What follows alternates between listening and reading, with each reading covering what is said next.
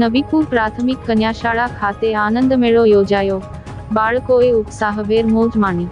ભરૂચ જિલ્લાના નબીપુર ગામ સ્થિત પ્રાથમિક કન્યાશાળા દ્વારા આજરોજ વર્ષ 2025નો આનંદ મેળો યોજવામાં આવ્યો હતો, જેમાં શાળાની બાળાઓએ વિવિધ ખાણીપીણીના સ્ટોલ ઊભા કર્યા હતા.